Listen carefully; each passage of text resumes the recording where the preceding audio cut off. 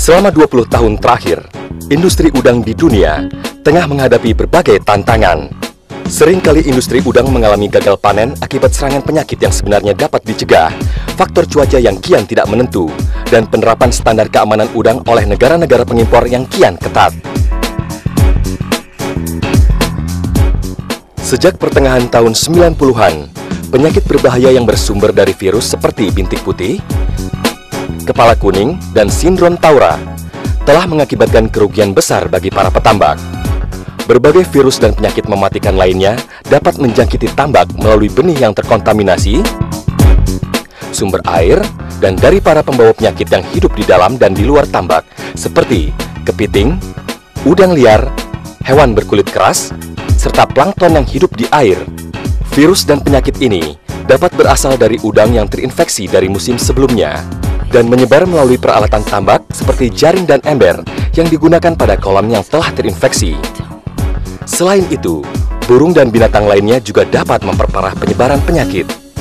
Sebagai upaya menghadapi tantangan-tantangan tersebut, pemerintah telah membangun institusi yang membantu para petambak dalam mengidentifikasi dan mendeteksi penularan virus. Institusi ini telah bekerja sama dengan para petambak dan pelaku industri udang secara keseluruhan. Balai Budidaya Air Payau Ujung Bate adalah merupakan unit pelaksana teknis Direktorat Jenderal Perikanan Budidaya, Departemen Kelautan dan Perikanan, di mana Balai Budidaya Air Payau Ujung Bate mempunyai wilayah kerja seluruh Sumatera atau Indonesia bagian Barat. Sesuai dengan visi kita, yaitu adalah merupakan pengembangan teknologi di bidang budidaya air payau serta informasi teknologi yang tentunya menunjang kegiatan perikanan budidaya secara keseluruhan. Keberadaan penyakit atau virus itu sendiri tidak akan mengakibatkan terjangkitnya penyakit.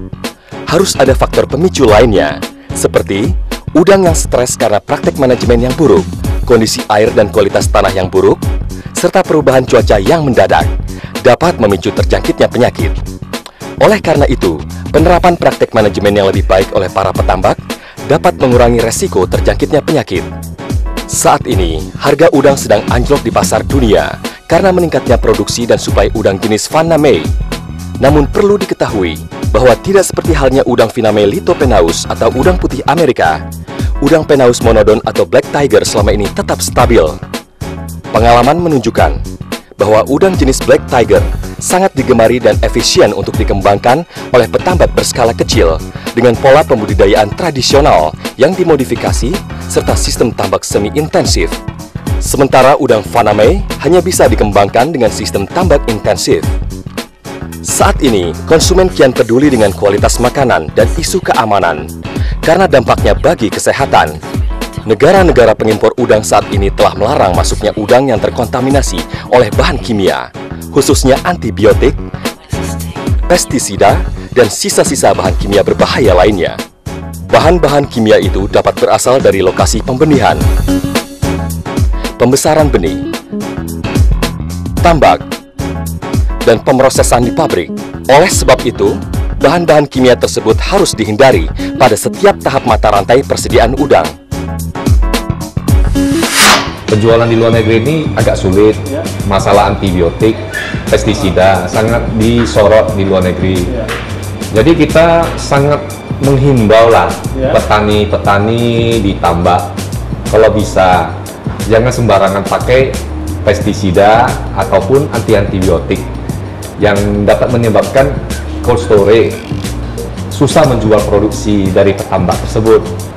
Jadi kalau bisa petambak itu bisa menjaga kualitasnya yang bebas antibiotik, pestisida, supaya hasil jual produksinya bisa kita beli dengan tinggi dan mereka tentu bisa mendapatkan hasil yang lebih bagus lagi. Pencemaran juga dapat berasal dari mikroorganisme berbahaya atau bakteri seperti Salmonella, E. coli, dan Cholera vibrio. Kontaminasi melalui unsur mikroorganisme ini dapat terjadi karena kondisi yang tidak bersih di area tambak. Seperti adanya jamban terbuka di saluran sumber air dan penggunaan pupuk organik basah, seperti kotoran sapi dan unggas. Kesegaran udang adalah unsur penting dalam menjaga mutu dan kualitas. Pemrosesan yang cepat dan prosedur penanganan udang secara instan setelah panen adalah kunci untuk menjaga kesegaran udang hingga mencapai konsumen.